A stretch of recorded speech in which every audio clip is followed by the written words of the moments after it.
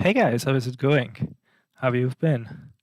I've been very busy translating Plato mostly. No big deal. Um, right. So pine points.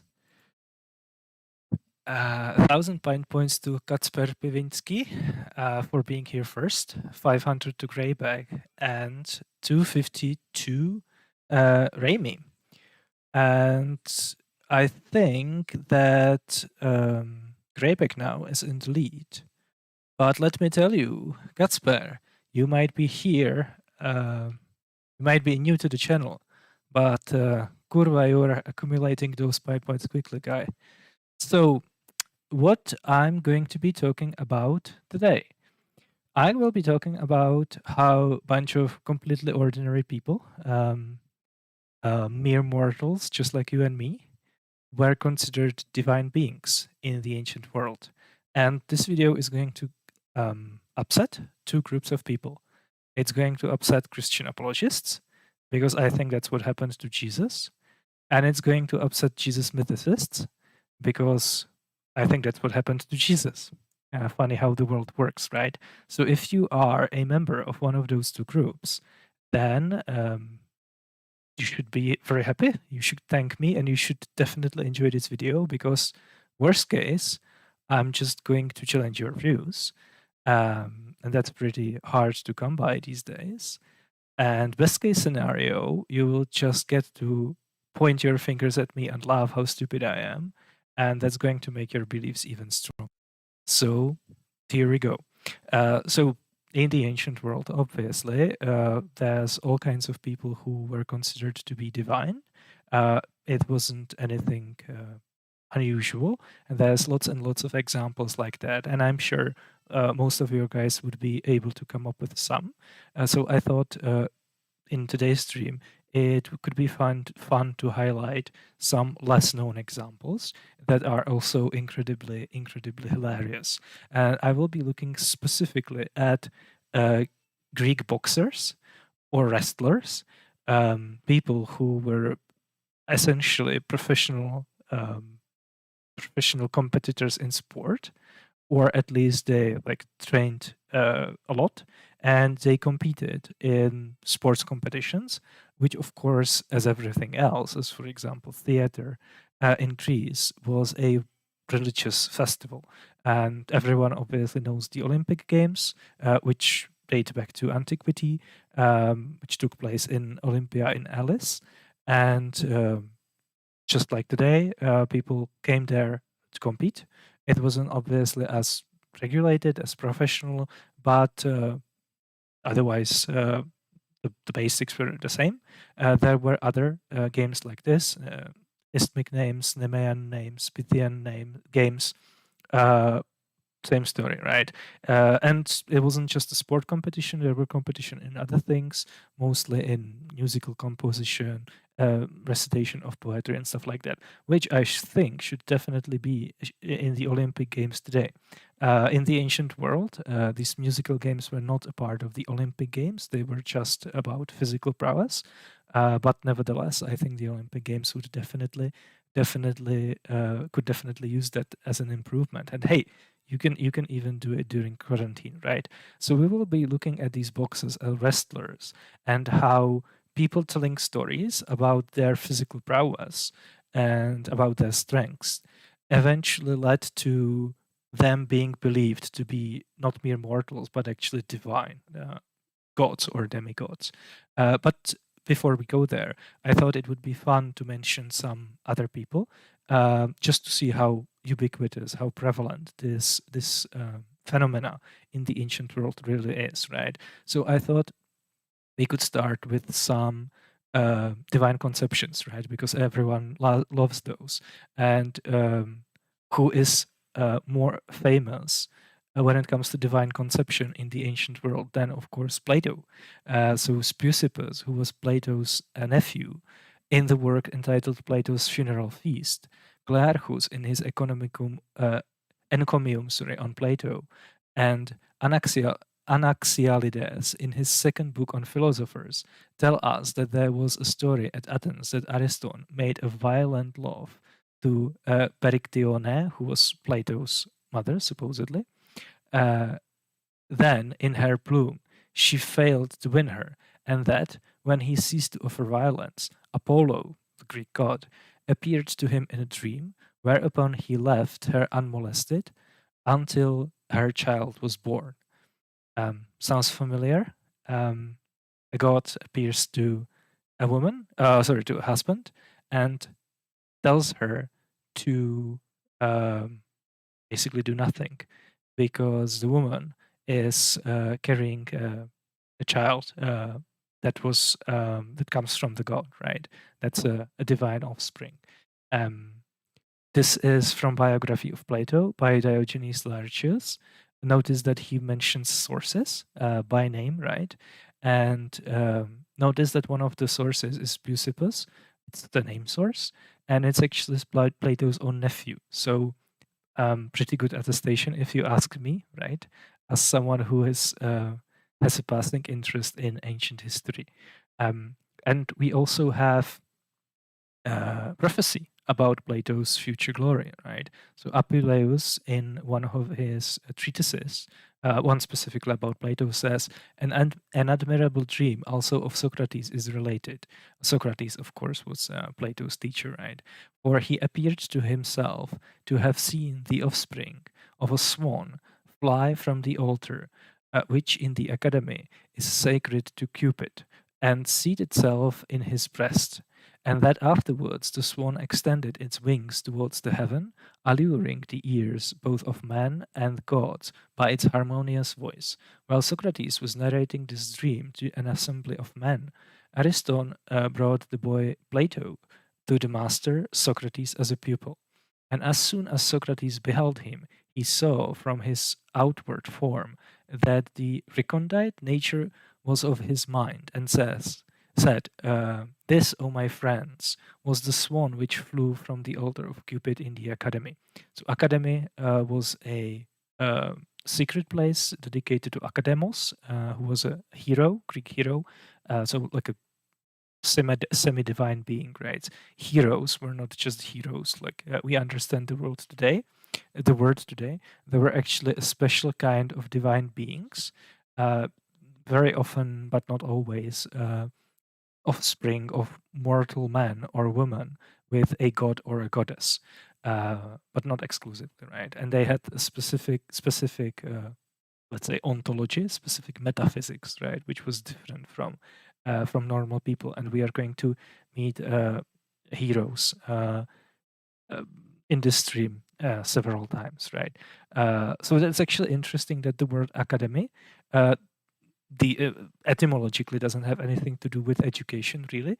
It comes from the word academos, because Plato's school famously was in this sacred place dedicated to academos, and academos doesn't have anything to do with education, right?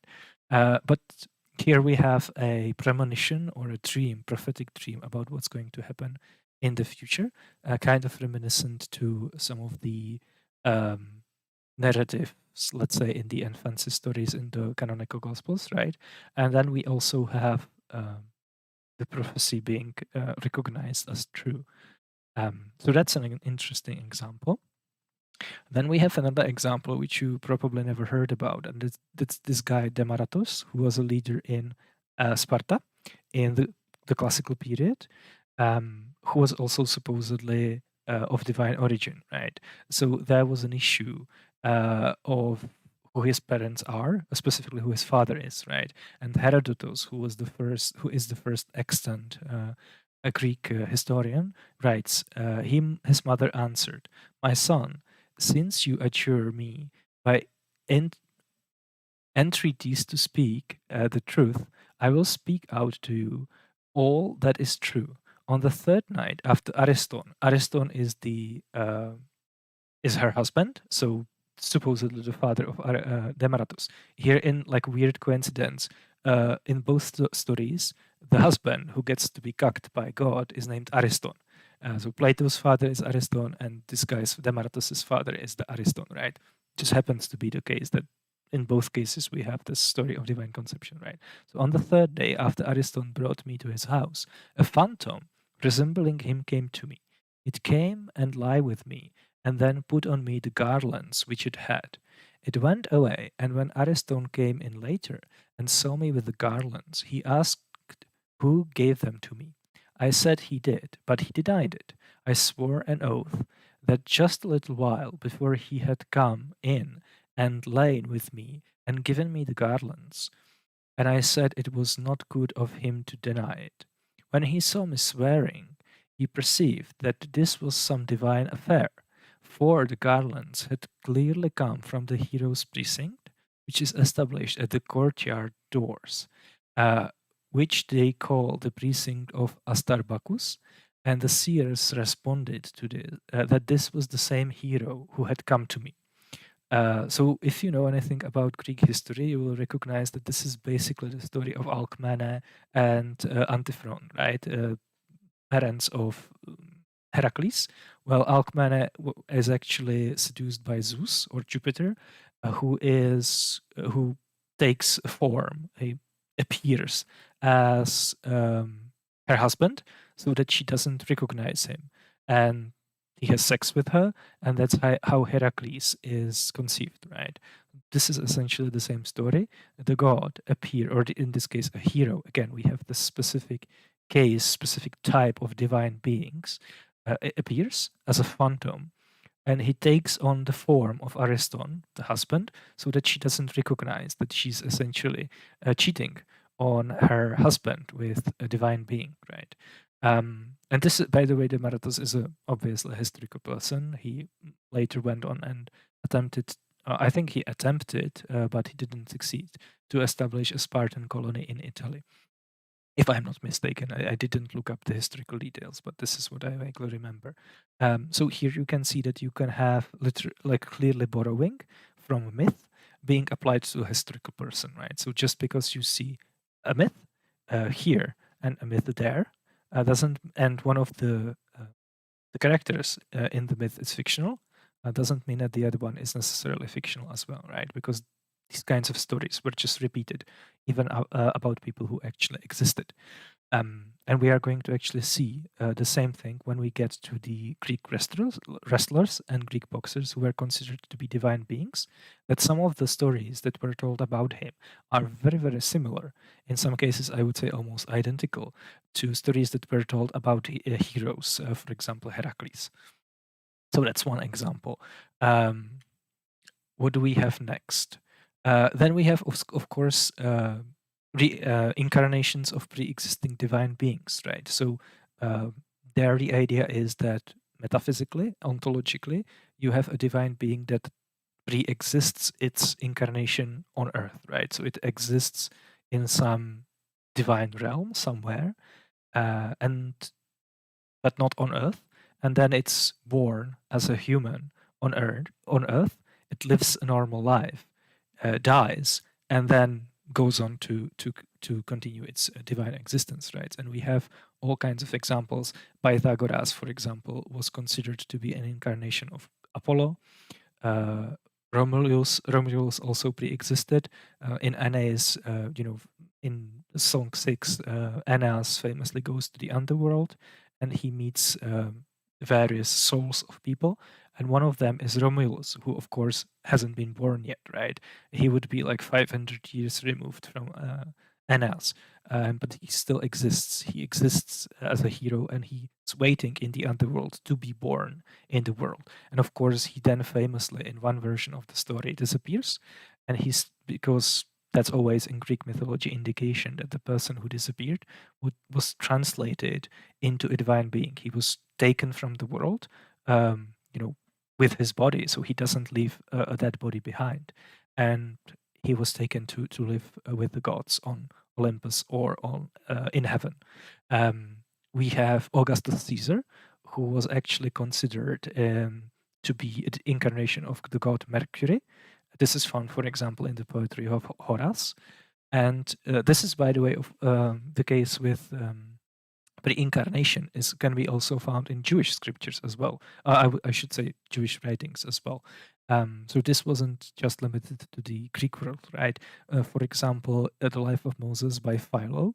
Philo actually speculates that Moses wasn't just mere mortal who, God chose to appear to and lead an Egyptian, the Hebrew nation out of Egypt, right? He actually says that maybe Moses was actually a divine being, which was incarnated as a human on earth. So really, really interesting. Then we of course have heavenly ascensions. So the idea is that a person who starts as a mortal being, born, completely ordinary without any divine intervention, then usually because of his accomplishments, but for other reasons, is translated into a divine being. He becomes a divine being essentially, and he's again taken from Earth to live in some celestial realm with the gods.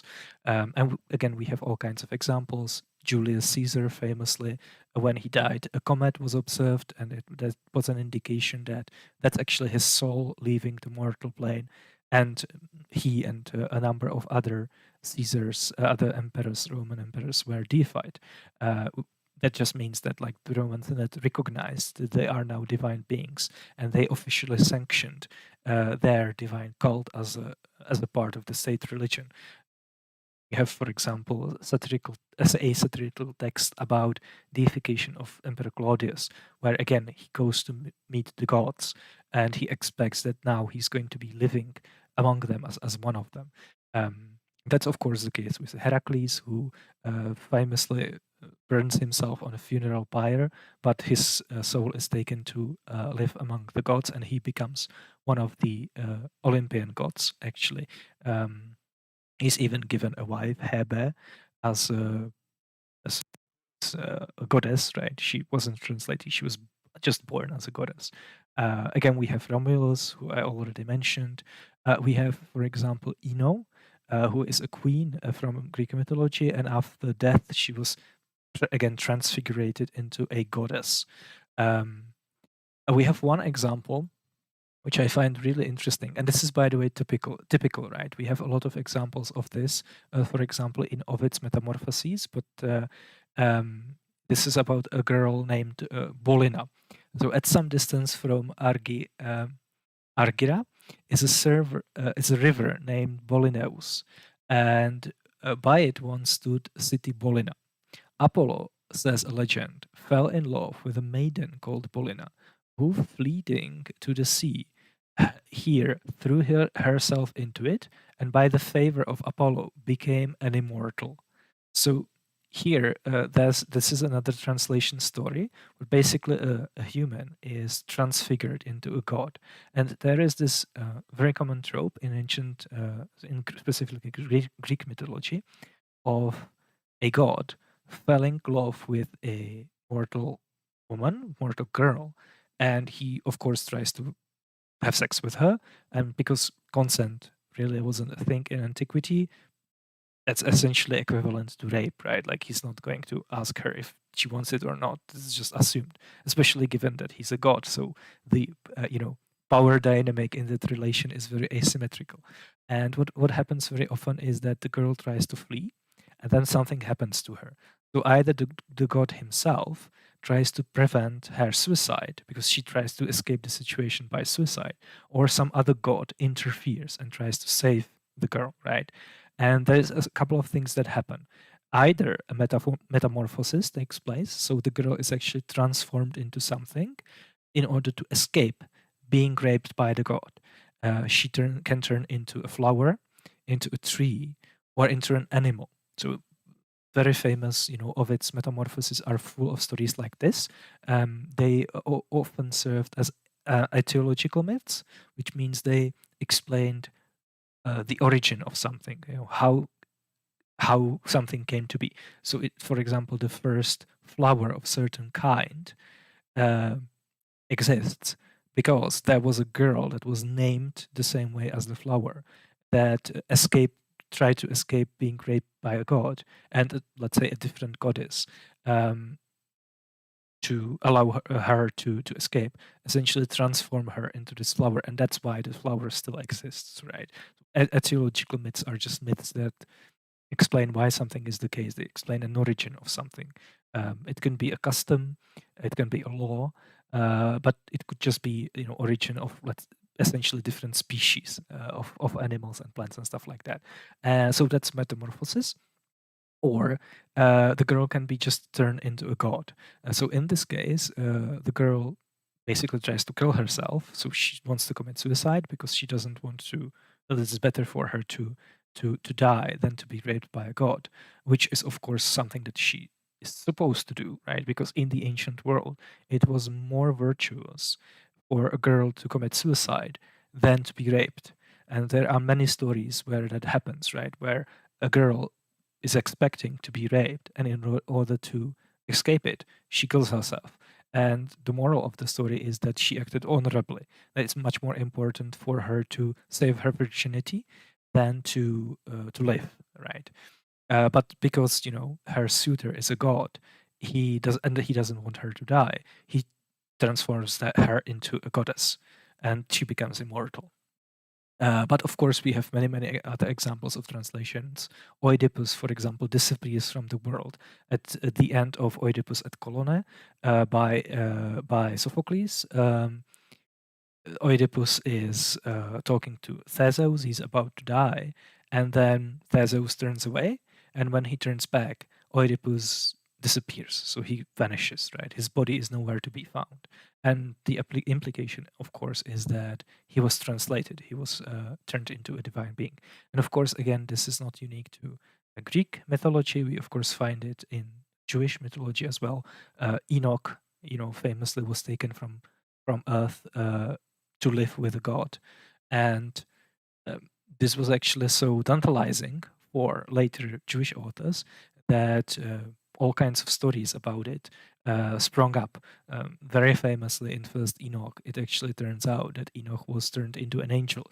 So here we have a human who was turned into Metatron, a divine being, an angelic being, right? And we have, of course, Elijah, who is taken up to live with God. Uh, Very spectacularly by a chariot, who just like lifts him up, and he has a means of transportation of getting to heaven. So that's another interesting example. And then, of course, we have divine beings appearing to people. Those could be just gods, or they could be people who were previously gods that were previously people appearing to others. So here I just wrote down some examples, mostly from the first book of Pausanias' description of Greece, which is an ancient work that we were discussing the last time, and we are going to be continuing the discussion today, right? So you can see that in just like one book of one work in the ancient world, we have gods appearing to mortals all the time, right? Both in a mythological context, but also in just a historical setting. So again, God appearing to a person, a historical person that actually existed, isn't anything unusual. So Pyrrhus of Epirus, who very famously fought with the Romans, right? This is where the Pyrrhic victory comes from, was killed when he was sieging a city. And the way how he was killed is that a woman supposedly threw a, how do you call that? The thing that you put on the roof, the roof tile. Yeah, let's say the ceramic tile, right? She just picked one and she threw it at him, and that killed him. And of course, it would be very inappropriate for a guy to be killed by a woman this way. So naturally, unexpectedly, a story sprung up that this wasn't a mere woman. It was actually the goddess Demeter in disguise, right? She essentially avenged herself because I guess Pyrrhus probably did something that offended her in the past. Theseus, who is a mythical hero, supposedly came out of the underworld to fight in the Battle of Marathon. He was depicted at Stoa Poikile, which was the colored colonnade at Athens, right, where the term Stoicism comes from, right, because the philosophers from the Stoic school, just like followers of Plato, were gathering at the sacred grove of Academos, and that's where the word academy comes from. In case of the Stoics, they were hanging at the Agora in Stoa Poikile, and Stoicism, right? And so in Stoa Poikile, there were these paintings depicting various important events in both mythology and history of Athens. One of them depicted the Battle of Marathon, and of course, Theseus was depicted there. And there were stories about essentially evidencing the belief that Theseus actually participated in the battle. Um, and there are various just random people that, for example, Dionysus appeared to, Pan appeared to, the famous satyr, right? The god Ammon or Ammon, not to be confused with Ammon from StarCraft 2, the Xel'Naga. And of course, there is a hero, just like a minor hero, who I've never heard of before, who, just casually, as you do, appeared as a dragon during the Battle of Salamis. So again, these events supposedly took place in just normal historical settings, right? But still, there were people who believed that this happened, and that's why these stories were circulated. And just to nail the point home, now, like you might be thinking, okay, how long does it take for this story to develop, right? Because usually the sources that are covering these stories are centuries removed from the events, right? Which is just natural because a vast majority of ancient literature is not preserved. And of course, a vast majority of what people believed, just like random common people, were not even written down in the first place, right? It's important to realize that almost exclusively ancient writings come from a very small segment of the society, of the very top, most educated, and the wealthiest. It's not always the case, and it's not the case everywhere at any time, but usually the case, right? So imagine 2,000 years from now, the only types of sources that we are going to have will be a diary of Jeff Bezos, right? Probably not going to know what like vast majority of people were thinking, in 2020. That's kind of the similar situation. So that's no surprise that vast majority of sources that are covering these events are removed from the events because they just happened to be preserved randomly during the centuries old timeline of centuries long timeline of ancient history, right? Unlike, for example, Christianity, which later became popular. So, of course, Christians were very careful to preserve the texts. So we have a much better pedigree of Christian texts going back much closer to the actual events. And if a different religion became popular, then I'm sure we would have much better paperwork behind that religion, right? Because people would be more motivated to preserve it and to spread it. But that doesn't obviously mean that these kinds of stories took a very long time to develop, and we actually have a lot of good evidence that it takes almost no time for these stories to develop, right? Just observe the continuing evolution of mythos around Trump and around elections, right? So now, I don't know if you know this, when Trump was elected, a scroll broke in heaven and it has his name on it. So Trump is actually still a president. He's just a president in heaven. And Isaiah 45 talks about Trump. And you can, it's indicated because, of course, Trump is the 45th president. So Isaiah 45, obviously, miraculously, supernaturally, prophetically matches his reign. And that's just like a mythology that's evolving as we speak during the last couple of months, right? By people who had their messianic expectations completely crushed by what actually happened in empirical reality. But just to look at some ancient sources that document how quickly these stories can develop, there is a very famous passage in Lucian, in the Passing of Peregrinus. And by the way, smart Christian apologists are going to actually acknowledge this. So bad apologists will sometimes tell you that it's been actually proven or it's been established that it takes 3 generations for a myth to develop, which interestingly enough, that piece of information is a myth which took less than 3 generations to develop, right? I don't usually endorse Richard Carrier, but if you are interested in this, go to his blog and you are going to find an article where he shows how this is the case, and he essentially maps the whole pedigree, the whole history of this idea that it takes 3 generations for a myth to develop. But smart apologists like Mike Lacona, obviously, who I massively respect, as much as it's possible to respect a Christian apologist, I guess, actually realizes this, right? And he will, because I think he's a really honest guy, he will actually acknowledge publicly that, yeah, this isn't really true, and that we have examples from the ancient world of myths showing up very, very quickly. And one of the texts that he's going to point to, so I will do the same, is this passage from Lucian, the passing of Peregrinus. Peregrinus Proteus was a character a little bit similar to Jesus, who was just a guy who essentially presented himself as a religious figure, and he died by he basically burned himself in a pyre publicly on a public square, right? So he just piled up a bunch of wood, and then he burned himself, because that's what you do, I guess.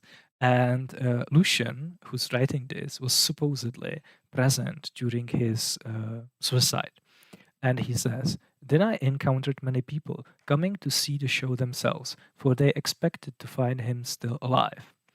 In that business, I assured you, my friend, I had no end of trouble telling the story to all while they asked questions and sought exact information." So the situation is, Peregrinus already died, Lucian witnessed it, and now, as he's, I guess, going back from the event, because it was a public event, it was just in the public square, so a lot of people saw it, a lot of people were present. So as he leaving, he meets people who are coming to see it, right? Because they don't know it already. And he's telling to them, he's giving them his own eyewitness testimony, right, about what happened. Whenever I noticed a man of taste, I would tell him the facts without embellishment, as I have to you.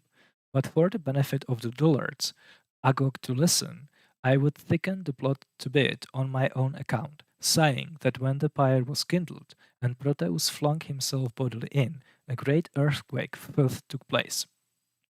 Sounds similar? Someone important dies, there's an earthquake, right? Accompanied by a bellowing of the ground, and then a vulture flying up of the midst of the flames went off to heaven, saying in human speech with a loud voice, I am through with the earth, to Olympus I flare. So this is of course a joke, because Lucian is a satirist, right? So the vulture is supposed to be Proteus reincarnated. But of course, vulture in the ancient world, I guess it could be the case today even, is considered to be, he has negative connotations, right? So it's not a very pleasant animal. So the idea that the soul of Proteus transformed into a vulture of all animals, right? And that's how it chose to depart from the world, is supposed to show something about his like negative character traits. They were wonderstruck and blessed themselves with a shudder, and asked me whether the virtue sped eastward and westward. I made them whatever replied occurred to me. So they are obviously asking which way the vulture went, because one of the ways in the ancient world how divination was performed was from the flight of birds. And one of the most important pieces of information when you are divining from the flight of bird is in which segment of the sky like the action takes place, right? And there was really an entire science of augury from the flight of birth, where they apparently have like the sky segmented, and depending how exactly the birds moved on the sky through the sky, they could tell like what's going to happen in the future. So I guess this is why the superstitious people are wondering like where exactly he flew, right? So so just to recap, so basically Lucian, because I guess he wants to amuse himself, just decides to make up stories about what just happened publicly that a lot of people witnessed, right? And he tells the stories to the superstitious people who are ready to believe it. But that's not the most interesting part, right? So get this. What happens next? On my return to the festival, I came upon a gray-haired man whose face, I assure you, inspired confidence in addition to his beard. and his general air of consequence, telling all about Proteus and how, since his cremation, he had beheld him in wild raiment a little while ago, and has just now left him walking about cheerfully in the portico of 7 voices, wearing a garland of wild olive. So here we have a guy. Remember, Proteus was just Kindle himself, right? And this guy is already going around saying that Proteus actually appeared to him. So we again here we have an appearance. Um, then Tom, then on top of it, he puts the vulture, swearing that he himself had seen it flying up from the pyre, when I myself had just previously let it fly to ridicule fools and dullards. So this is a really interesting passage because in the passage, Lucian, because he wants to make fun of people who are ready to accept superstition, essentially makes up a component of a myth. He tells that to people, and the same day, what must be hours of later, maybe just minutes later, he already hears people reporting the story back to him as if it's something that they themselves experienced, right? So that just shows you how this kind of information spreads, right? And again, this was public setting. Many people were present. So any number of them could debunk it. Any number of people could say there actually wasn't any vulture. We didn't saw any. This must be made up, right? So even though there were people at the time who could have refuted it, apparently it still spread. Now we have to of course be very careful because Lucian is a satirist. So and this is a fictional story, right? It didn't actually happen. Like I don't think Lucian was present during the death of Peregrinus, right? This is just a fictional story meant to amuse people. But the point is that satirists usually write satire about something that actually happens, right? You don't write a satire about something that never happens. That just wouldn't make any sense, right? So, and Lucian, with some caution, is being used as a historical source for understanding, Greek and Roman society of the time. Even though we realize that what he's writing is mostly fictional, and he tries to make like a social point, you can still reconstruct a lot of things that were true about the world at the time, just because that's what satirists do, right? They do it today. They make fun of people behavior and of like social norms and expectations and social processes that are going on today, and the same was true 2000 years ago, right? So these were just some examples of how perfectly normal people could be considered divine beings in the ancient world. And now let's get to the main item on the agenda, and that's about how Greeks turned a bunch of professional wrestlers and boxers into uh, actual literal gods. But before we go into it, let me try to catch up with the chat and see what's going on there. Um, yeah, well, sure, but are there any apocryphal gospels claiming that these people were willing to die for their belief that the guy appeared to them? That's a great question, right? So let's just take Lucian at face value, and let's just say that what he's relating actually happened, because after all, he's probably making fun of people who were, if not as gullible as the people depicted in the story, probably close to it, right? I think that if someone took those people and tortured them, they wouldn't recant, especially if they had a motivation not to recant. Let's say that they became convinced that it's very important not to recant of their belief that Proteus appeared to them, because if they did, they would be tortured in hell for eternity. So let's just put that motivation in, right? Let's just put that stake in. Because if there's nothing at stake, you can just recant. You can say that you don't believe something even though you actually do, because doesn't matter, right? Who cares? But if you actually have that as a part of your ontology, so unless if you actually sincerely believe, you are not going to recant, and you will rather be killed because it's a lesser evil to die than to recant, die later, and be tortured forever.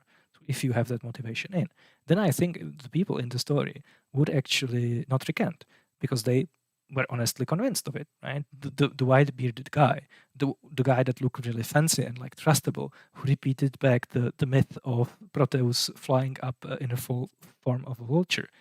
I think he was really convinced by it. He wasn't just making it up, right? The problem is that he heard it from someone else who eventually, the chain eventually ended with Lucian, who made it up. But this is how these stories circulate. I'm not an expert in psychology. Maybe if there was James Fodor here, he would be able to explain some of the processes in which these memories shape and how these stories are circulated by people. But just looking at the evidence, I think it's pretty clear that this is what's going on.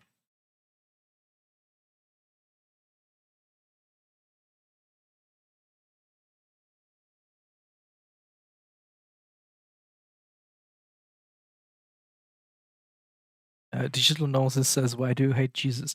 I read Bible almost every day, so there you go. So let's move on, and let's look at some famous boxers who became, um, who became, or let's just say people were convinced that they are divine beings, right? So first of all, how do we know about them? So last time we were talking about description of Greece, which is an ancient work written by Pausanias. And it's essentially a travel guide about Greece. So it's a description of what you see when you visit Greece towards the end of the 2nd century CE. Just goes through the various regions of Greece, and it depicts places of interest. It depicts temples, tombs, statues, sacred groves, these kinds of things, right? And there is a lot of digression about art, about history, mythology, which was of course perceived to be a part of history, right? There isn't really sharp delineation between mythical events and historical events. Mythical events are of course historical events; they just happened in a more distant past from Pausanias's point of view, right, which was common in the ancient world. Um, so that's this kind of work. And of course, one of the locations that he visits, because that's something that everyone must visit, is Olympia in Elis, where the famous Olympic Games took place. And in Olympia, at the site of the Olympic Games, were statues which were erected to honor the victors. So when you actually win in Olympic Games, one of the prizes, let's say, that you get is there's a statue made of you, which is placed somewhere. It's usually in the town where you came from and that you represented at the Olympic Games. But also there were statues of these victors at the Olympic Games, and there were many, many of them. They're actually like a big chunk of the book. Explain a big chunk of the book. This is volume 2, so this is a Czech translation in 2 volumes, is just dedicated to Pausanias describing these statues, right? So he just goes one by one. He says, like, this is this guy, left to him is this guy, left to him is this guy. And he just describes who they were, when they actually won. So he dates them exactly to the Olympiad, which was the 4-year period when the Olympic Games took place. And he tells a little bit about them usually. In most cases, it's just a very short information about where they came from, in what competition they participated in, and in which Olympiad they won. But in some cases, he tells stories, and some of the stories are really, really interesting. So let's take a look at it. And we are going to start with a guy whose name is Polydamos, right? The statue of the high pedestal on the high pedestal is the work of Lysippus, and it represents the tallest of all men, except those called heroes, and any other mortal race that might have existed before the heroes. So here we have a statue of someone who is extremely tall. Pausanias thinks that he's actually the tallest person mortal man ever. And why does he say apart from heroes? Again, here he's talking about heroes, the specific category of divine beings who have like a different ontology from humans. Uh, well, he says that because both gods and heroes were monstrous in the ancient world. They had all of their featured amplified to like a superhuman degree. They were superhumanly strong. Sometimes they had like various abilities. They could, for example, fly. They could see through solid matter. They could teleport. They could bilocate, which means they could be at two locations at the same time. And they, of course, had their physical features amplified. They were supernaturally tall, and they were supernaturally heavy. So there is a famous passage, both in the Aeneid and also in the Homeric epics, where in both cases a divine being gets on a chariot, right? And the chariot almost breaks. And it's not in the case of Homer, it's Athena, goddess Athena. And in case of the Aeneid, it's Aeneas. Actually, no, in Aeneas, it's a boat. So he gets on a boat because he's about to go to the underworld. And you, of course, have to cross the river Styx, right? So he gets to the boat to be taken to the underworld, and the boat almost sinks. And it's not because he's fat, right? It's because he's a hero. He's this divine being, right? Who is more than a mortal. So he has all of his features amplified, including his weight. And interestingly enough, in the ancient world, the belief that these heroes were like super tall, super large was so strong that there were even stories about bones of heroes being found that were like superhuman in diameter. That could be, of course, made up, or those could be actually finds of fossils that people didn't know like what they are, right? So they thought, oh, they must be because they are like superhuman, but they kind of look human, right? Like certain bones are going to look similar even in like different species of animals, right? So these people actually believe that, yeah, these are bones of heroes, right? So this is why Pausanias says that he was the tallest man except for heroes. But then he goes on to say, here on Mount Olympus, Polydamas slew a lion, a huge and powerful beast, without the help of any weapon. To this exploit, he was impelled by an ambition to rival the labors of Heracles, because Heracles also, legend says, overthrew the lion at Nemea. So this guy actually existed. He was just an Olympic victor, right? One of many. But because he was super strong and very tall, people started saying all kinds of stories about him because that's what you do, oral culture and everything. People didn't have television, they didn't have social media, so they just told stories. This is how they had fun, this is how they passed their time, right? Question: do you think this story actually took place, that he actually did slew a lion? Because slaying a lion is pretty mundane. The intrinsic, the prior probability of that, or the plausibility of that, is not super low. So, that actually happening is like a really plausible hypothesis. But then you have to consider the competing hypothesis that this story is actually fictional. And it was told about him because him being like a wrestler, someone who is very tall, kind of like a hero, right? Kind of like this specific category of divine beings. That's like a feature of them. And specifically because, Heracles was also physically very strong. He was kind of an embodiment of like a very like a muscular, strong guy who just fought monsters and wild beasts with his bare hand, right? Or with just a club. Maybe this is how the story started. This is just how people were thinking about these kinds of characters. So these were the kinds of stories that were told about him. But maybe, he actually slew a lion. So people are circulating that story. And because this is something that Heracles also did, they kind of linked it together. Because here, the parallel is explicitly signalized in the text. But wait, there is more, right? In addition to this, Polydamas is remembered. It's actually Polydamas is remembered for another wonderful performance. Went among a herd of cattle and seized the biggest and fiercest bull by one of his hind feet, holding fast to the hoof in spite of the bull's leaps and struggles, until at the last it put forth all its strength and escaped. So far, pretty reasonable, right? Leaving the hoof in the grasp of Polydamas.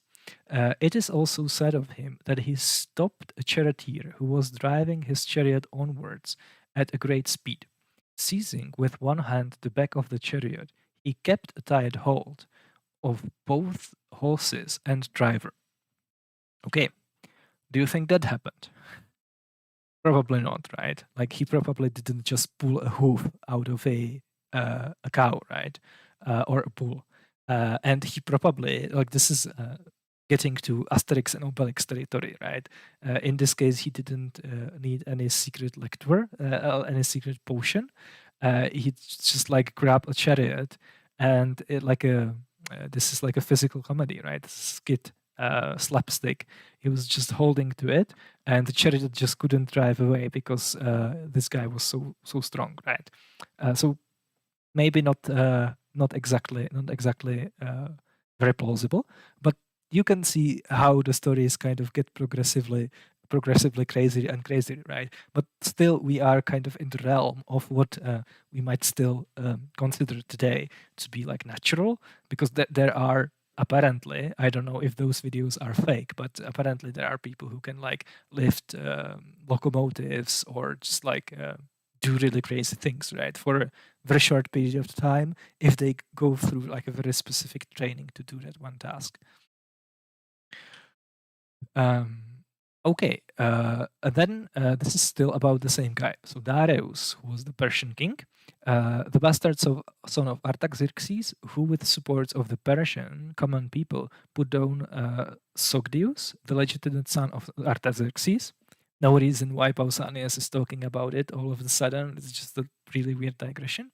And ascended to the throne in his stead, learned when he was a king of the exploits of Polydamas, sent messengers with the promise of gifts and persuaded him to come before his presence at Susa, which was one of the Persian capitals. There he challenged three of the Persians called immortals to fight him, one against three, and killed them. Of his exploits, enumerated, some are represented on the pedestal of the statue at Olympia, and others are set forth in the inscription.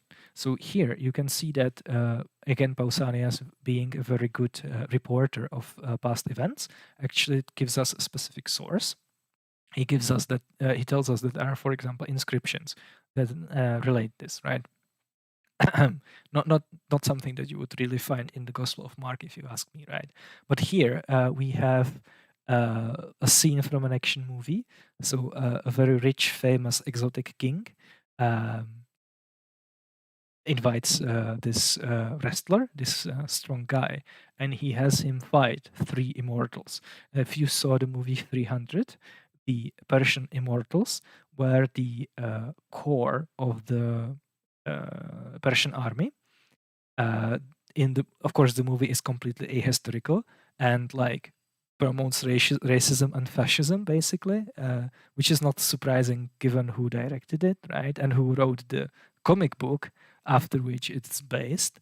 But in the movie, the immortals are depicted as these ninjas, essentially, because apparently Persians not only have like a tall, golden, bald guy as their king, they also have ninjas who are just wearing these silver masks, right?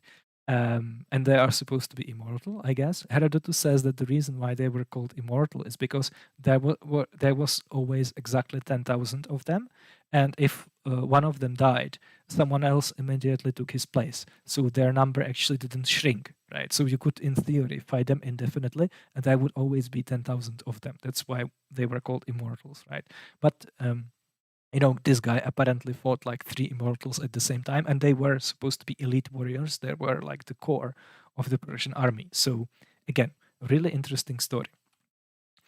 And then how this action movie ends, right? But after all, the prophecy of Homer, respecting those who glory in their strength, was to be fulfilled, also was in the case of Polydamas. Uh, and he too was fated to perish throughout his own mind. So this is kind of the, live by the sword, die by the sword, the kind of thing, right? And the Greek gods, if they don't like something, they definitely don't like people who exceed natural limitations, right? So every excess, every uh, extreme success is punished, must be punished, because the balance of the universe uh, must be kept. For Polydamas entered a cave with the rest of his boon companions. It was summertime, and, as ill luck would have it, the roof of the cave began to crack. It was obvious that it would quickly fall in and could not hold out much longer. Realizing the disaster that was coming, the others turned away and ran, but Polydamas resolved to remain, holding up his hands in the belief that he could prevent the falling in of the cave and would not be crushed the mountain. Here, Polydamas met his end. Okay, so this is not a very heroic death, if you ask me, but it's the thought that count, right? And hey, if there was a Hollywood movie about this guy, it would be amazing, right? Because we have all kinds of things that he supposedly did. But I'm sure that the scene in the movie would be depicted differently, where he would really be like holding falling rocks, and he would let all of his friends, pass him and escape safely before eventually like being crushed by the rocks, right? So was this guy a god? No. I just included his story among many because to kind of lubricate your mind for the kinds of things that we are going to be talking about, right? Because his story is probably blown out of proportion. I think most of it, if not none of all of it, didn't actually happen. It was just stories that people told about him because they were interested in these like super strong wrestlers, these professional guys who, in a way, embodied one of the like important virtues of this like masculine culture. But nothing crazy. But in some cases, in fact, in many cases, stories about these men actually involved them being heroes, being the divine beings that transcend mere mortals. So let's look at some examples. So here we have a guy whose name is Euthymos. On his return to Italy, Euthymos fought against the hero, and there's a story about it. The story about whom is as follows. So here we have a wrestler who actually fought a hero. So the wrestler himself was a mortal man, but he fought a hero, which is again this category of divine beings that are like more than men, they are immortal. And let's hear the story about the hero. Odysseus, as they say, in his wanderings after the capture of Troy, was carried down by gales to various cities of Italy and Sicily, and among them he came with his ships to Temesa. Here, one of his sailors got drunk and violated a maiden, for which offense he was stoned to death by the natives. Makes sense, right? Now Odysseus, I guess, just to make a snark comment, in the Old Testament, he would just have to pay like 30 shekels, something like that. And then he would, of course, have to marry her. But here he's stoned. Now, Odysseus, it is said, cared nothing about his loss and sailed away, as you do. But the ghost of the stoned man never ceased killing, without distinction, the people of Temesa, attacking both old and young, until, when the inhabitants had resolved to flee from Italy for good, the Pythian priestess forbade them to leave Temesa and ordered them to propitiate the hero, setting him a sanctuary apart and building a temple, and to give him every year as wife the finest maiden of Temesa. So what's the story again? So we are taking back to the aftermath of the Trojan War, where of course we have Odysseus wandering the Mediterranean Sea, and there were various stories about what he did where. And here, apparently, one of his sailors raped a maiden, and he was stoned to death. But of course, as was the case with these heroes, the men of at Troy, right? They were no mere mortals; they were actually heroes. So he was like a ontologically, metaphysically, a different kind of being. So he just took revenge, even after death, because the power of these beings translated trans. I'm getting tired. Sorry. Um, Transcended this mortal plane, right?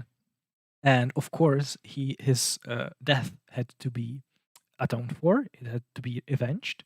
So Pythia actually ordered the people to uh, worship him as a god because he is a hero, so he should be worshipped. He should deserve the honors that he is entitled to, not in virtue of him being a moral person or anything like that. No, he was entitled to be worshipped as a divine being because he actually was, right? It's just natural. Like if you happen to have this like metaphysical nature, then it's appropriate. It's just the way how the universe works that people ought to worship you. There should be a temple, there should be rites. And in this specific case, it was ordered that he should be given a girl every year, I guess. Yeah, every year, the fairest maiden. Okay, sounds good. I would really like that. So let's move on. So they performed the commands of the god and suffered no more terrors from the ghost. But Euthymus happened to come to Temesa, sorry, just at the time when the ghost was being propitiated in the usual way. Learning that what was going on, he had a strong desire to enter the temple, and not only to enter it, but also to look at the maiden. When he saw her for the first, when he saw her first, felt pity, and afterwards love for her. The girl swore to marry him if he saved her, and so Euthymus, with his armor on, awaited the onslaught of the ghost. He won the fight, and the hero was driven out of the land and disappeared, sinking into the depth of the sea. Euthymus had a distinguished wedding, and the Indians were freed from the ghost forever. So this is basically a fairy tale, right? Like it's a modern fairy tale. If you actually like, if Disney made a movie out of it, it wouldn't feel out of place at all, right? So you have a backstory for the villain, for the monster. You have a hero who comes in to save the day. There's a maiden involved, right? A damsel in distress. He sees her. They immediately fall in love. Defeats the monster and gets the girl, and there's a wedding in the end. Just a typical fairy tale, right? Well, where do you think fairy tales come from? European fairy tales come from. They come from ancient literature, and I have to do a stream, probably more than one stream, about origins of European medieval folklore and how it all goes back to the ancient world, right? Where do you think these big Grimm brothers and Hans Christian Andersen, where do you think they got these stories? Uh, Maybe they got that from like people in Europe that were just telling them at the time, and those eventually go back to the ancient stories, or they just stole a bunch of ancient stories. They publish it, and they said that they collected folklore of like the Swedes or the Germans, right? Because there are specific Greek myths that where, for example, the story of Cinderella is based on, or the story of the Beauty and the Beast, right? So there are specific myths that you can point to that have these elements, similar to how this story is reminiscent of a lot of the more modern fairy tales, right? Modern fairy tales are not original; they actually eventually come down to Greek mythology. And what's actually super interesting is that in Greek mythology, of course, these stories have a deep spiritual and philosophical and theological meaning, which is now completely lost in modern fairy tales, right? Like if you watch Beauty and the Beast, for example, a Disney movie, you're not going to get any theological implication out of that, right? You're not going to perceive it as a theologically charged, religiously important movie. But the Greek myth that it comes from actually was, right? For the Greeks, it was as close as scriptural stories, as close to biblical narratives, for example, as the differences between the Greek and the Hebrew culture permitted. So that's really, really interesting. So yeah, uh, so here we have a guy who wasn't a hero himself, but he actually fought a hero. And what's really, really important, I think, in this case, to highlight that here we have a ghost, so someone who already died, who fights people. So apparently, you can not only can you touch ghosts in the worldview of ancient people, you could actually have physical combat with them. We already saw stories where ghosts or what was the specific expression? I can actually find it really easily. Phantoms. Yeah, so ghosts and phantoms can fight people. They can inflict physical harm, and they can also have sex. Because in the case of the Marathus, right, it's a phantom of the hero, of the Spartan hero, that impregnated the Marathus's mother, and she gave birth to the Marathus. So apparently, in the worldview of these ancient people, ghosts are physical. They are physical beings. They are not spirits. They are not immaterial. They are not insubstantial. You can actually punch them, right? There are other stories where ghosts of people who died come back from the underworld and they, for example, eat. They have feasts, which really makes me think about the one like specific talking point that Christian apologists make. They say that the disciples who to whom Jesus appeared to somehow in some form would never conclude that he was raised from the dead unless he actually was, because people back then were able to differentiate between a ghost of someone whose soul just appears from the underworld but who is actually still dead, and a raised person. And one of the ways how they were able to tell these two things apart is because ghosts were unsubstantial, they didn't have a physical body, and they were not able to influence things, right? But of course, Jesus ate a piece of fish. He allowed Thomas to touch his wounds. So people would never mistakenly conclude that Jesus was raised from the dead unless he actually was, right? But this actually shows you that this apologetic talking point is actually false, because we have many, many examples in ancient mythology where ghosts, phantoms, the same Greek terms that are used in the New Testament, are actually physical. They can fight people. You can fight them. You can even defeat them, even though they are heroes, right? They can eat. They can have sex. They can even impregnate women, all kinds of things, right? So I think this distinction, a ghost, something immaterial, insubstantial, and a raised person who has a physical body, like Jesus, is just a false dichotomy.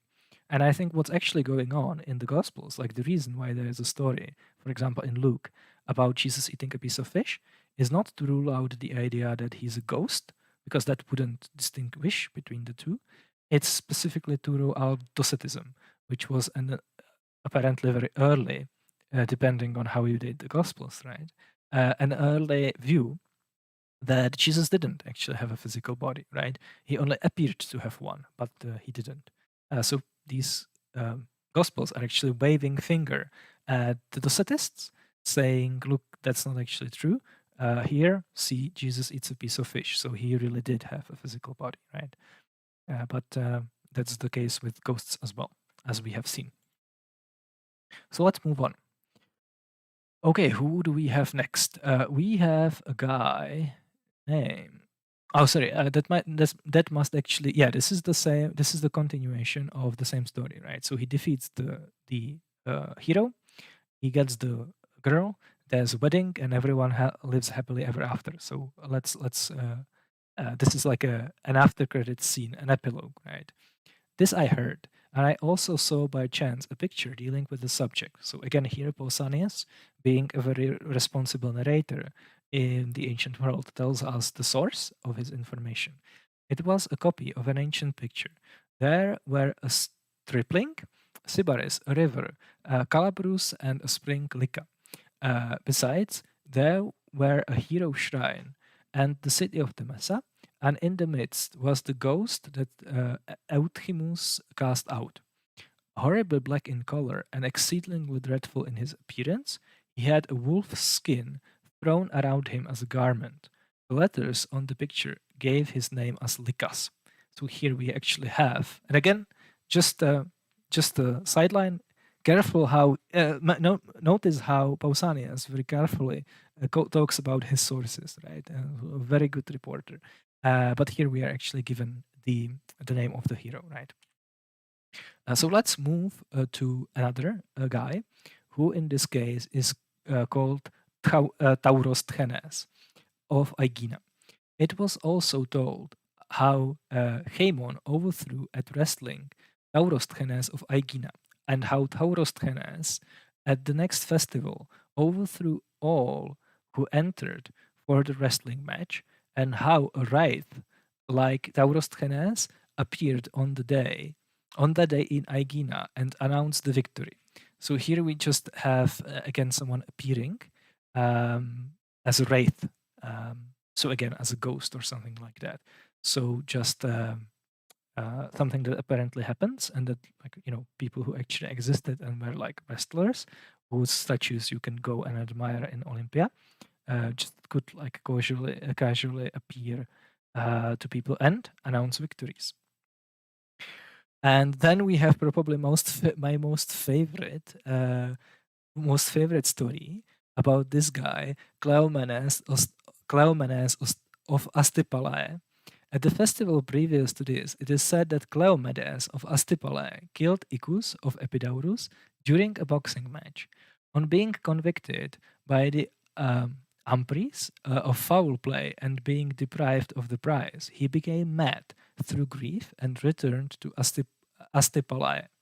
Attacking a school where about 60 children, he pulled down the pillar which held up the roof. So immediately sounds amazing, right? So in this case, it wouldn't be a superhero story; it would be a dark anti-hero focused movie. This fell upon the children, and Cleomedes, pelted with stones by the citizens because they, of course, want to stole him. Right? This is as close to mass shooting as it gets. Right? They didn't have guns, so the guy just removed the pillar, and the roof collapsed and killed a bunch of children, 60 children, I think. Yeah, about 60 children. And Cleomedes, pelted with stones by the citizens, took refuge in the sanctuary of Athena.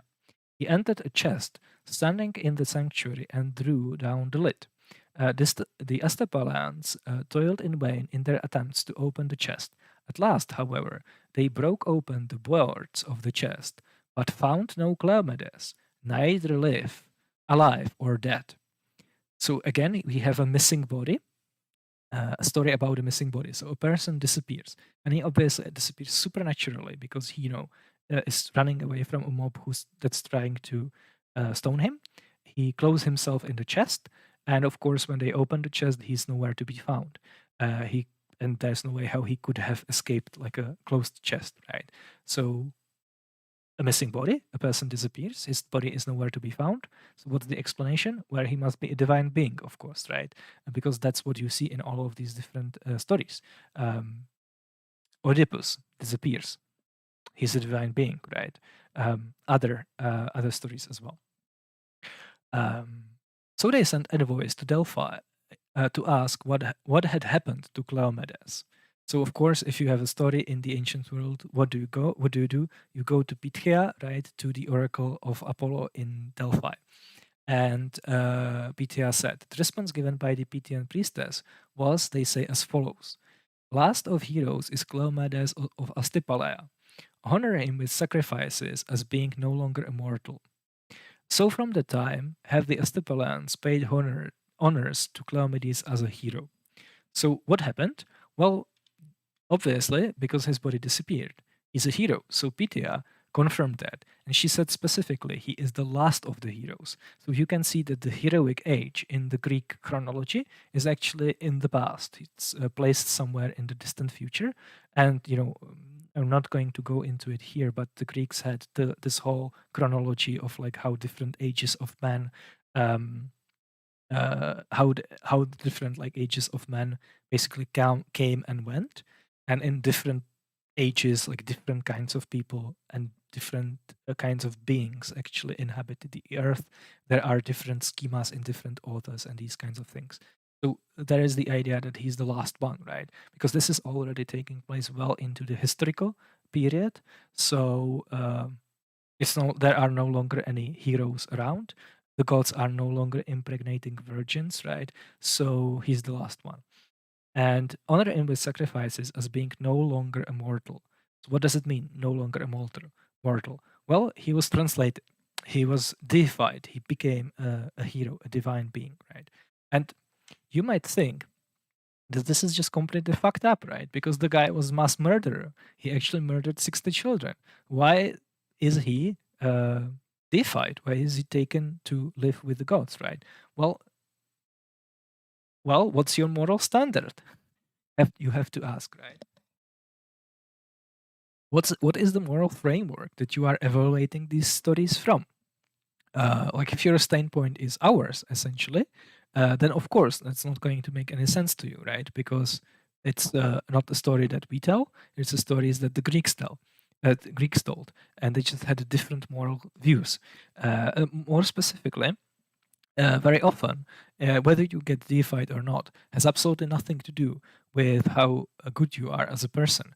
They just have a different ontology, and that's just like a feature of the universe, right? So you don't deserve it, you don't have to earn it, you don't have to work for it.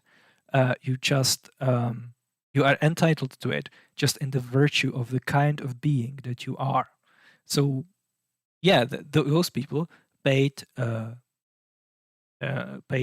Honors, and they worshipped a mass murderer because that's what he was entitled to in virtue of being a divine being.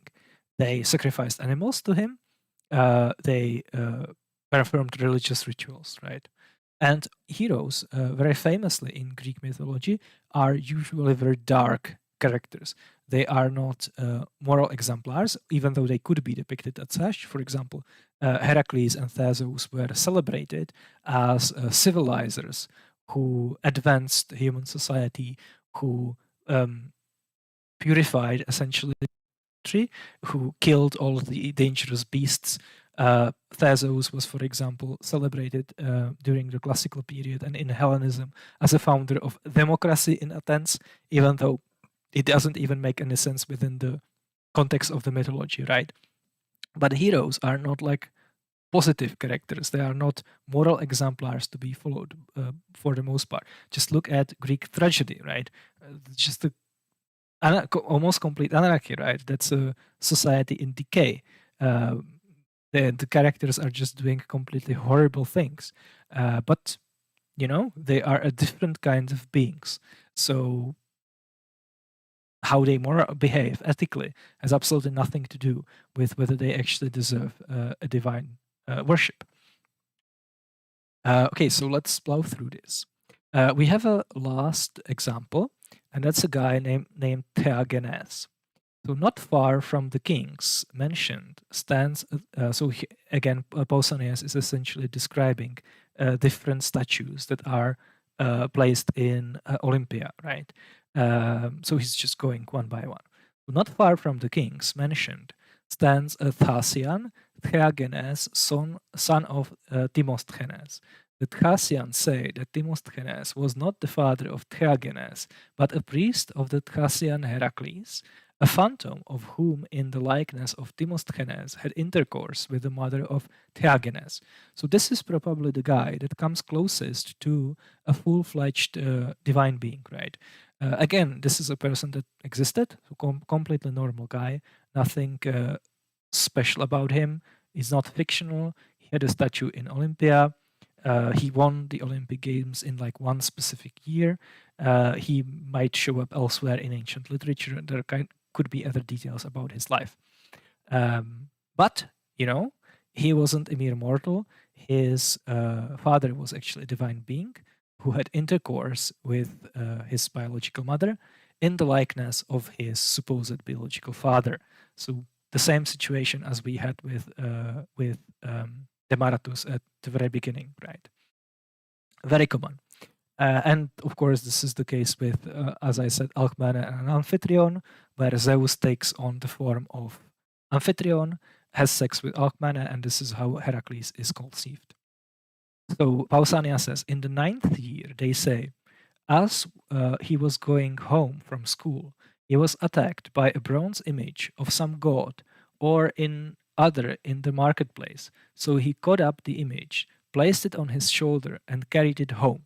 So in this case, he was attacked by a bronze image. What does it mean? Basically, a statue, an idol, right, of a god. So here we have essentially a robot, right?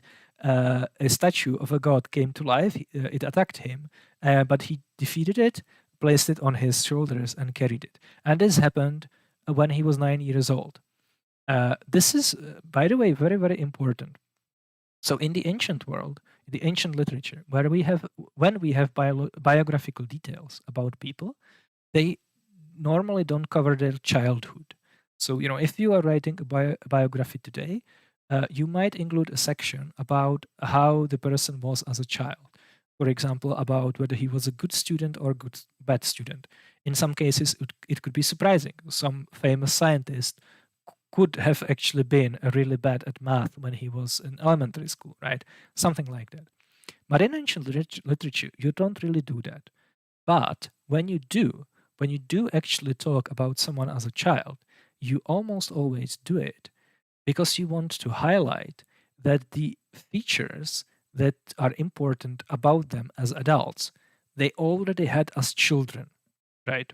So, for example, when you are writing about a famous politician who was really good at speaking, you may want to include a story, of course fictional, about how even when they were 6 years old, they were already speaking as a rhetorician on the agora, and people were amazed about how good they are, right? One really good example is Cato, the younger, who was a stereotype. He was a prototypical, uncorruptible politician. He was perfectly honest. He never lied. He couldn't be corrupted, right? Like a really honest, almost supernaturally honest guy. And in the biography of Cato by Plutarch, there is a story about how when he was 15, him and his father went to the house of Sulla, who then was ruling as a dictator in Rome, basically through political terror. And Cato, because he was young, didn't know what's going on. So, and what he saw were executions. So, in the private house of Sulla, his political enemies were being executed. And Cato didn't know what's going on, right? Because he was a teenager. So he asked his father, what's going on, right? Like, why are there people being executed here? And his father explained to him, like, look, this is Sulla, he's a dictator. He's reigning through terror and he's executing his political enemies. So that's the reason. And Cato, of course, being already, even as a teenager, perfectly virtuous, honorable politician, just without even flinching, without blinking, told to his father, well, you should have told me in advance, because in that case I would have taken a knife and I would have killed him. And of course his father was horrified, right? But did the story happen? Of course not. What's the point of the story? The point of the story is to show that the virtues or vices that the character was famous for when he was an adult, he already had as a child. Right. So this is the function that stories about childhood usually have in ancient biographical literature. And you have the same situation here, right? So the guy is 9 years old, and already as a 9-year-old, he's super strong, because what is his defining feature throughout his life? His strength, right? He's an Olympic victor, a boxer, a wrestler. So even as a 9-year-old, he can already defeat animated statue of a god, bronze statue of a god, and he can just put it on his shoulders and go. Now, what does this remind you of? What's the one thing that we know about Jesus' childhood? Well, of course, we know from the Gospel of Luke that even when he was, I think, 12, he was already he was already having scholarly disputes with wise people in the temple, with the teachers in the temple, right? Exactly the same literary model. In the case of Jesus, the point is to show that the same kind of virtues, the same kind of characters that he's going to exemplify later in his life, he already had as a child. That's the point of the story, right?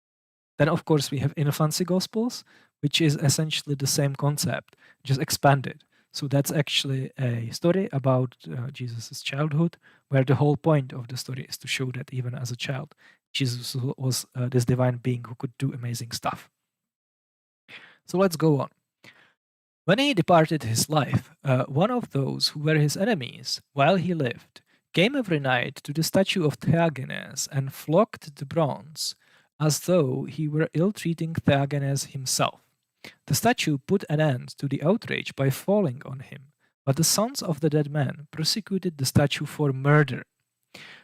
So the Theagenes dropped the statue to the bottom of the sea, adopting the principle of Draco, who, when he framed for the Athenians laws to deal with homicide, inflicted banishment even on lifeless things, should one of them fall and kill a man. So Draco was a very famous semi-mythical judge, lawgiver in Athens in the 7th century, in the Archaic period, and he is credited for being the first one who codified and put down in writing a set of laws in Athens.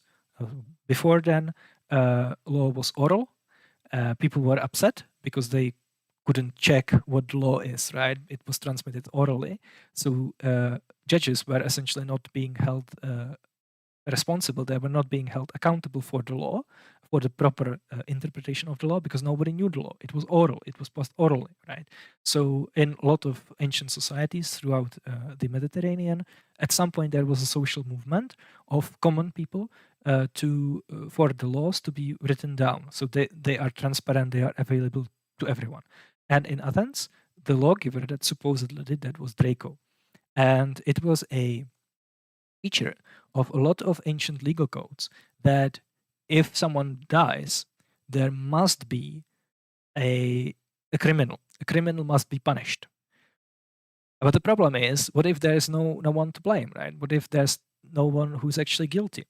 Or even more importantly, what if the criminal is never caught? What do you do then? Well, in those cases, you have a court, you have a trial with an inanimate object, a lifeless object, like a knife, for example, right? If there's a stabbing and the murderer gets away and is never caught, what do? Well, you have a trial and you sentence the knife to death. For example, it can be thrown to the sea or to banishment. You banish it from the city. Or if a statue falls on someone, well, you have a trial and you sentence the statue to be thrown into the sea. Now, why would you do that? Well, because, funny enough, law, courts, and these kinds of things actually evolved from religious rituals, specifically from the idea of sin, of purification, right? So when a sin takes place, an immoral action takes place, not only the person who did it, but actually his entire community is defiled. In Greek, there is this specific word for it, miasma, which is like a very physical substance. It's like a liquid substance that is put on the community, and they are ritually unclean. They are ritually dirty, and they have to be purified. So the original purpose of trials, of courts, of judges, and of sentencing people to various punishments was cleanliness, spiritual cleanliness, right? They were purified. They had to be purified from their sins, and this was usually something very, very difficult they had to do. And from that, the idea of criminal punishment evolved. And if they were purified by performing a specific task, by leaving, or by being killed, then the whole community was purified, right? And again, this is the case in all kinds of ancient cultures, in all kinds of cultures around the world, this idea of ritual purity and ritual defilement, right? And sometimes it's like very material things that it's tied to cleanliness very, very often. That's why in many cultures you have to, for example, wash your hands before religious rituals, because this idea of actual physical cleanliness is tied very specifically to the idea of spiritual cleanliness. And I think, I haven't read anything about it, but my hypothesis is that this idea of defilement actually came from people being physically defiled, getting physically dirty with blood. So if you kill someone and that person bleeds, obviously you are going to be dirty, right? Your hands are going to be covered with blood. And because people are disturbed by, people killing each other, from that, the idea of spiritual defilement developed. And of course, how do you get rid of blood from your hands? You wash it in water. That's physical cleanliness. So you're getting rid of like a physical substance from your hands. And from it came the idea of spiritual cleanliness. It's really interesting how these two things are interconnected, right? But the point is that what seems to be nonsensical from our point of view, like why would you ever sentence a knife or a statue, even though because it's an inanimate object, right? Well, in ancient societies, it made perfect sense because there was a spiritual defilement on the community, and it had to be resolved. It could not have possibly stayed there, right? They had to do something about it, and because they didn't have any human to put the to go essentially go through the purification, they had to do it with the inanimate object. That's why, right? But back to the story. So this guy was a wrestler. He died. After he died, his statue fell on someone, and the people of that specific community sentenced the statue to death and throw it into the sea. What happens next? But in the course of the time, when the earth yielded no crop to the Theagenes, they sent envoys to Delphi, again, because that's what you do, right? And the god instructed them to receive back the exiles. At this command, they received them back, but their restoration brought no remedy of the famine. I don't know what's the reference to receive back the exiles. Probably it's referring to something earlier in the story, right? But it didn't work. So for the second time, then went to the Pythian priestess, saying that although they had obeyed her instruction, the wrath of the gods still abode with time. Whereupon the Pythian priestess replied to them, "But you have forgotten your great Theagenes," right? So here, this is a typical, Pythian oracle with her slippery tongue. So at first, she ordered them to take back the exiles, but of course they forgot about this guy, right? Because he was not taken back from exile, and that obviously means that the statue was not taken back to the city, right? He was actually one of the people that were still left in exile because they didn't remedy the situation with the statue. And when they could not think of a contrivance to recover the statue of Theagenes, fishermen, they say, after putting out to sea for a catch of fish, caught the statue in their net and brought it back to land. And Theagenes set it up in its original position and are wont to sacrifice to him as to a god. So again, we have a boxer, we have a wrestler who is deified, who is being worshipped as a divine being, right? So there you go, right? And you even have it sanctioned by Pythia. But wait, there's more. There are many other places that I know of, both among Greeks and among barbarians, where images of Theagenes have been set up, who cures diseases and receive honors from the natives. The statue of Theagenes is in the Altis, being the work of Glaucias of Aegina. So let's recap it. We have a boxer, a wrestler, a guy who actually existed. If you had a time travel, you could go meet him and talk to him. And he was born, he was conceived by a god. He was worshipped as a god.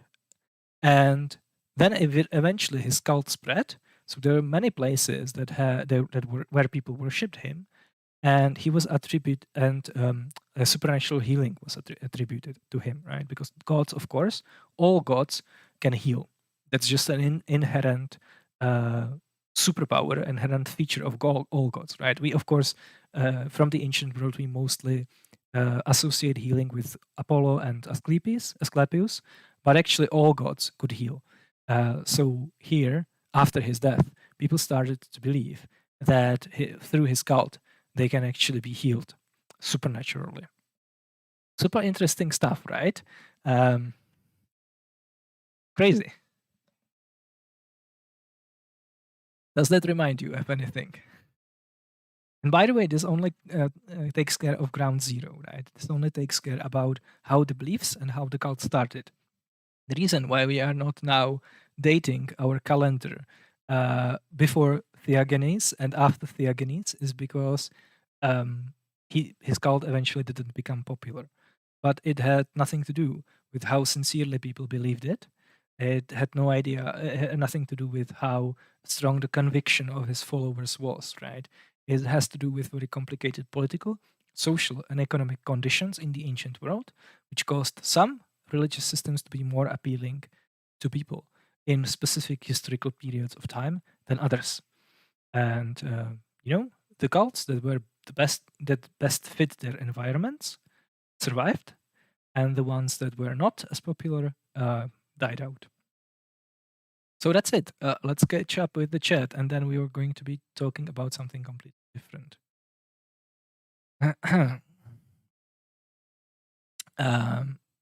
There's a question. You mentioned people becoming heroes because they were different metaphysically, not for moral acts.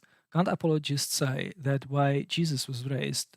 To your question, Yahweh, why Yahweh would do it? Oh yeah, that's a great question, right? So here we have when you're discussing the resurrection of Jesus, it's very important to ask about plausibility, because just from observing the natural world, we can establish that Yahweh, if he exists, has a very strong tendency to not raise people from the dead. Like my next door neighbor, when he dies, Yahweh is probably not going to raise him, right? Or at least not before eschaton, right? Before the general resurrection from the dead. So I think that Yahweh would make an exception with Jesus. He seems to have a very strong inclination not to do it. So when we have a bunch of stories about how Jesus was raised, it's inherently more probable that these stories are not true, given the strong disposition of Yahweh that we can actually empirically observe, right? And of course, Christians are going to tell you reasons why Yahweh raised Jesus and why he's not going to raise my next door neighbor. But the problem is that these stories are either circular, so they assume the conclusion, they are ad hoc, they are non sequiturs, so the conclusion doesn't actually follow, or they do raise plausibility of Yahweh wanting to raise someone like Jesus, but they also raise plausibility of naturalistic explanations. We are at some point going to talk about that, don't you worry. But here's actually an interesting suggestion, right? So a Christian apologist can say, well, the reason why Yahweh raised Jesus specifically, and not someone else, is because of Jesus' special divine nature. Fair enough. That's a really, really good point. Really good answer. How do you know that? What's your evidence for that claim, right? Or what's the justification? What are the reasons why you believe that, and why I should think that as well, right?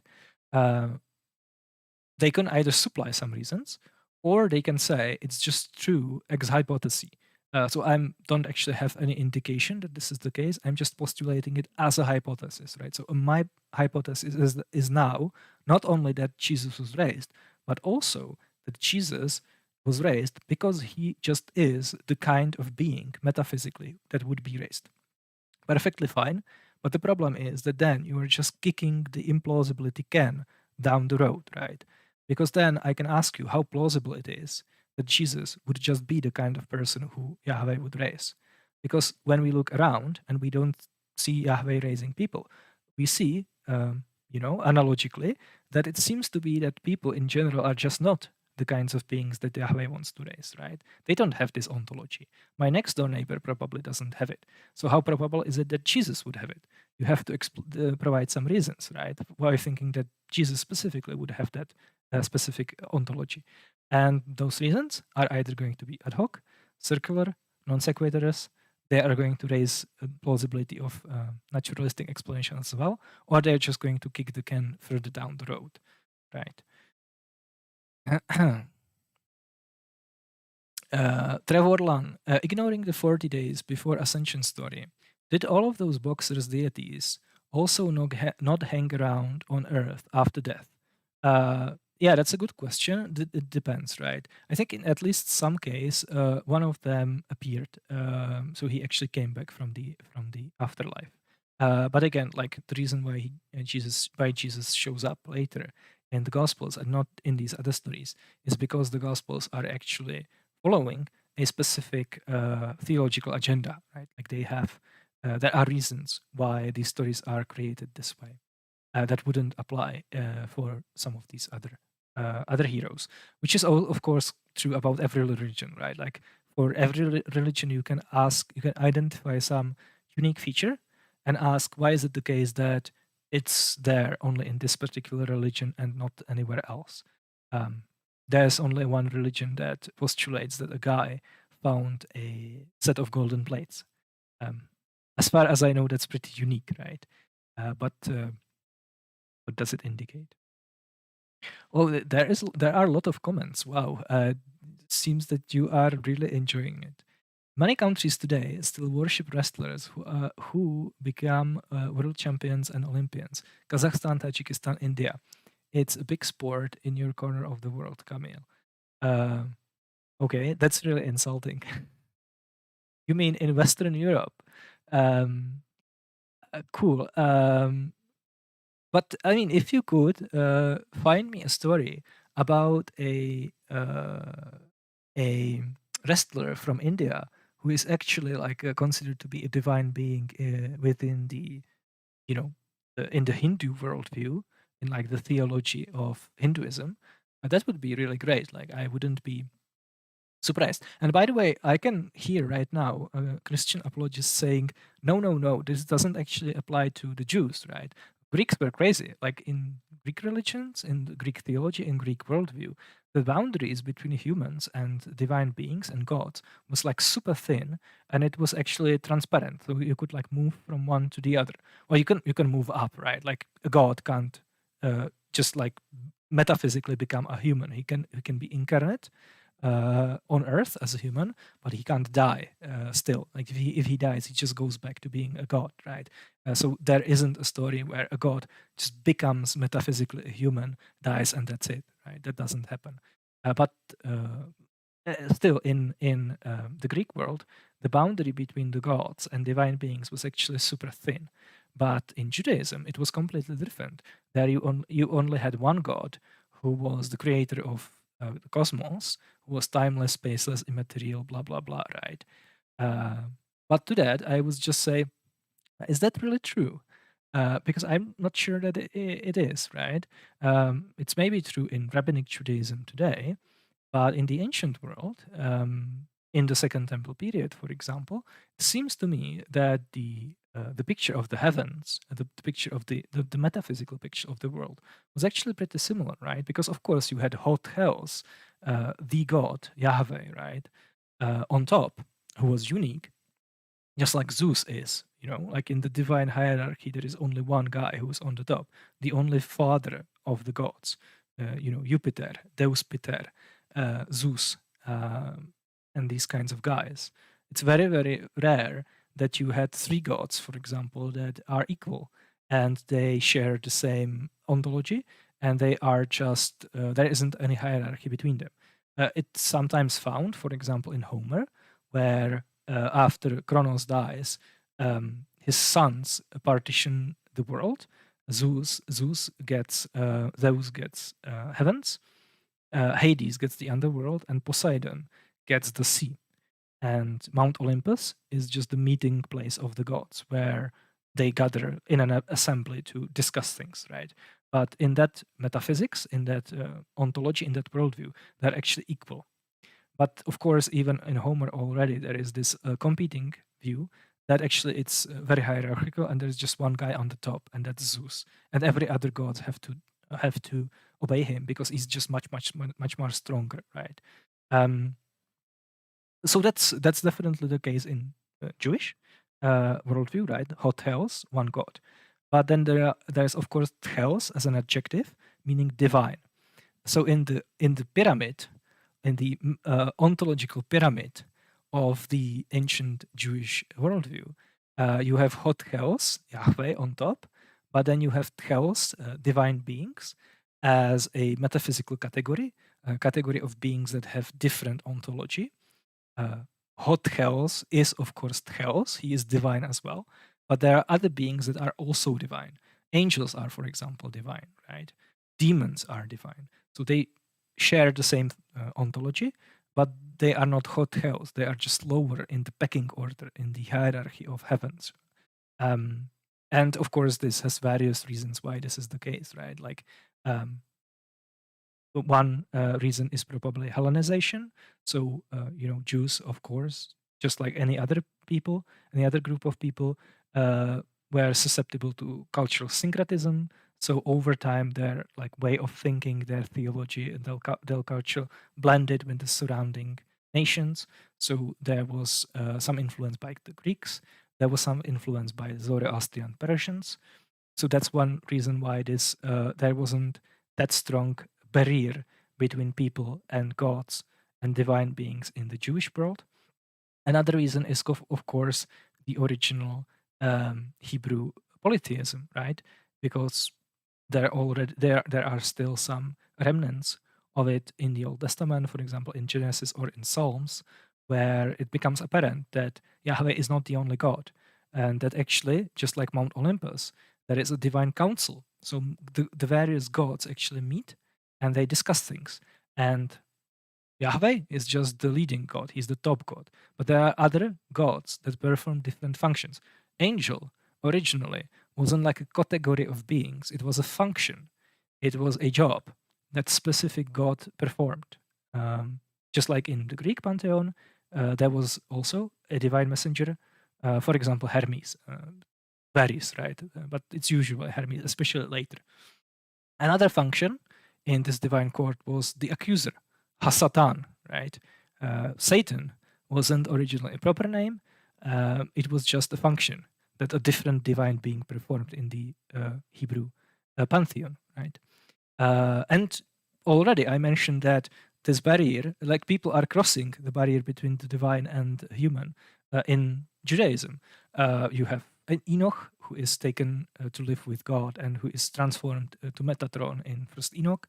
You have Moses, who was believed by Philo to be an incarnation of a divine being, and so on and so forth, right? You have Logos in writings of Philo, who is actually called the second God. Philo says that Yahweh made him a second God. So at least in this conception, you have more than one God, right? Cool. Anything else? Strike in a limited object, a hammer, a knife, was still in place in medieval law, if I'm not mistaken. Yeah, I don't know anything about the Middle Ages, but it could be the case. If it's not in Age of Empires or Crusader Kings, I wouldn't know about it, to be honest. Sorry. Maybe in Stronghold, then I would know about it. Okay, cool. So unless you have any other questions or comments, then let's talk about something completely different. And in this case, I thought it would be funny to talk about China, because I was looking at my YouTube metrics and I was thinking about how to improve them. And I noticed that one type of videos that are particularly popular is what the Romans or just the people in the Mediterranean basin knew about China. And funny enough, we've been working a lot with Pausanias' description of Greece. There is a segment where he talks about China. And China is mentioned very often in ancient sources. And it's really hilarious what they say about China, right? So they call Chinese Ceres. So Sera is a name of a place, or Seria is a name of a place, and the people who live there are called Ceres. So that's when you see that in the ancient sources, that's an indication that China is being meant, even though what they say doesn't actually match China at all, right? And the reason why we know that this is what they meant, that they made China, is because this place, Seria, is where silk comes from. So, of course, people in the Mediterranean basin in antiquity knew about silk. It was imported from China, and it was just a luxury item. Interestingly enough, people in the ancient world didn't know how silk is made because, of course, the manufacturing method was kept secret, at least up until a certain point in Chinese history, right? And people in the Mediterranean basin, because they didn't know, they just made shit up, as they do, right? As they did. So they usually thought, and this wasn't just a hypothesis, this was asserted as a fact in various writings, philosophical writings, writings on natural philosophy, right? Histories, that silk actually grows on trees. So they, for example, very authoritatively narrated, and I should have really prepared some excerpts from that. But I'm sure this is not the last time we are going to be talking about China in ancient literature. But they were talking about how, for example, silk actually comes down from trees. So people are just gathering it from trees, right? Because, like, if you don't know how it's actually made, that kind of makes sense intuitively, right? Like it seems plausible that, yeah, there could just be some kind of exotic flower that doesn't really grow here, that the silk material comes from. And they, of course, had no idea where China is. They just knew that it's like a very far away. It's one of these stereotypical far away lands, like the lands of the Hyperboreans that were in the far north, right? People debate like whether it was a completely fictitious location or whether they meant Scandinavia or British Isles. So Syria, China, was one of these like really really far away locations that are just weird, amazing. There are all kinds of crazy things going on. It was usually located in far north, in far east, beyond India, or it could even be located in far south. So there is an ancient novel called the Ethiopian Tale, which takes place in Ethiopia, in Africa, in Egypt, but also in Ethiopia. And in the climax of the novel, there is a battle fought between the Persians, who at the time were controlling Egypt. It's set in the Persian times when the Persian Empire existed. So there is a battle between the forces of of Persia, and the forces of Ethiopia, and it takes place on the southern border of Egypt along the Nile River. And in the battle, suddenly the Chinese show up. Suddenly there is a Chinese army, right? Uh, it's like the settlers' games, right? That you have, you know, the Egyptians fighting the Chinese. Why is that the case? Well, because the author of the novel didn't know where China is, and because all of the very distant regions of the world kind of blended together in people's minds. They just depicted Chinese as living in the far south instead of far east, which I find really hilarious, right?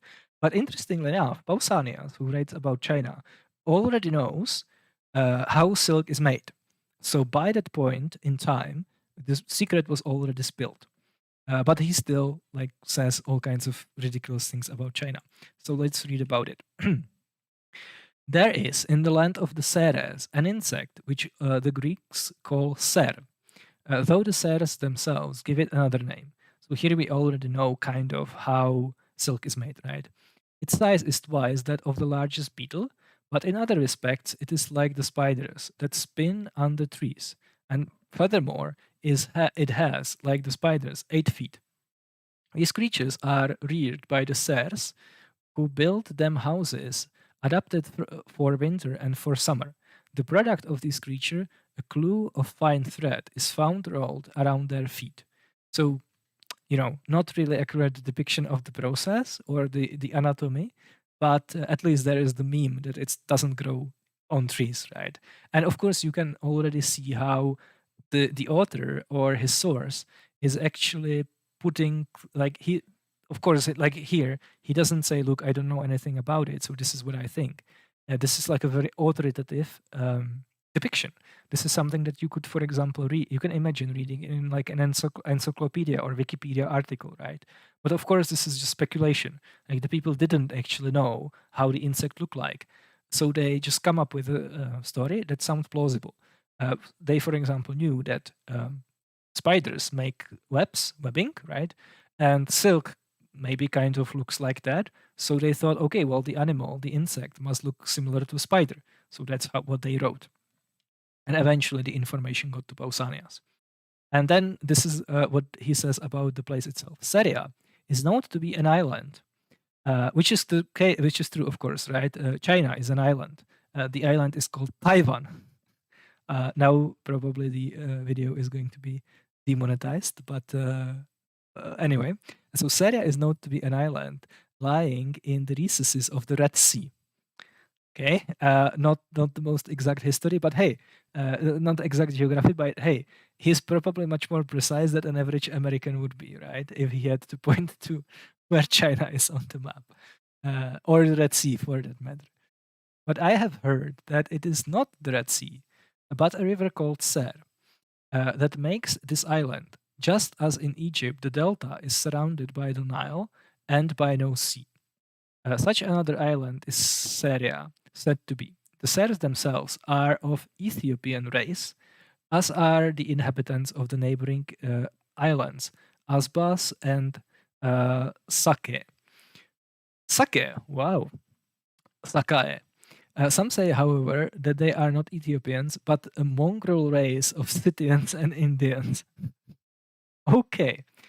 So this is really interesting, right? So we have actually a blend of two different views. So the one view is that they are related to Ethiopians, which would clearly place Syria, China, to a far south, because that's where Ethiopians live, right? But then we have this alternate view, which is much, much closer to the truth. And they say it's a mongrel race of Scythians and Indians. And where Scythia is? Well, Scythia is Central Asia, essentially. Basically everything from Hungary to like Kamchatka, right? To let's say Central Eastern Europe, all the way to Siberia. That would be Scythia in their point of view, like the plains of Eastern Europe and Asia. And India, of course, since at least since Alexander, probably several centuries earlier, maybe 3 centuries earlier, they kind of know where India is, right? It's in the east. So if you imagine something between Central Asia and India, you go that direction, well, you probably get to China. There is, of course, the Himalayan mountains in the way, but roughly speaking, that seems to be correct, right? So one of these two views is maybe getting to something, but maybe just their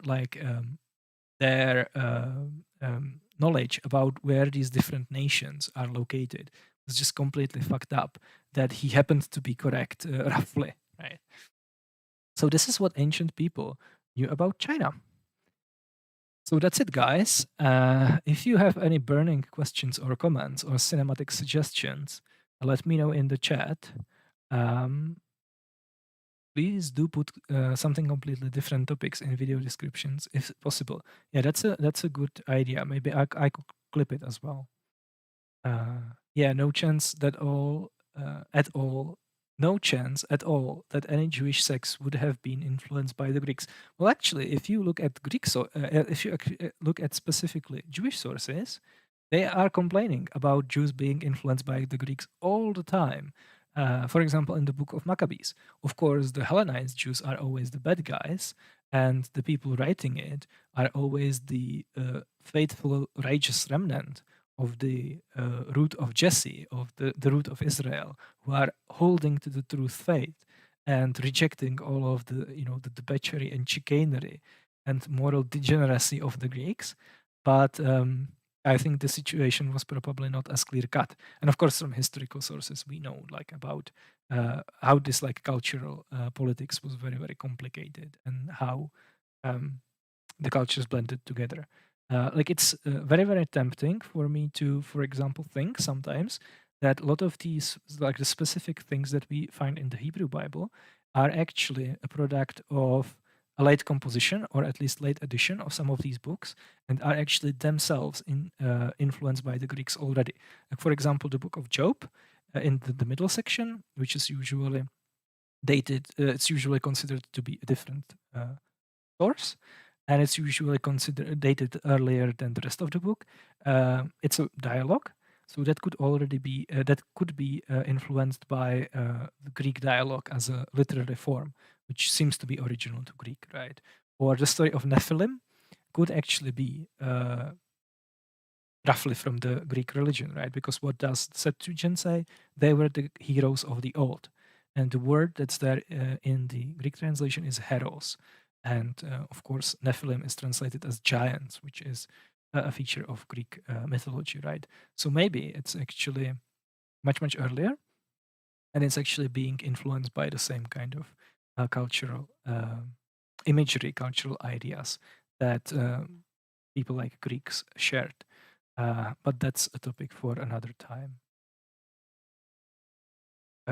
Did this area lead to how we refer to Syria? No, that's something completely different. It's highlighted. Yeah. So thank you for your attention, and I will try to stream next week. I don't make any promises, but yeah, it was really entertaining for me. So have you guys a nice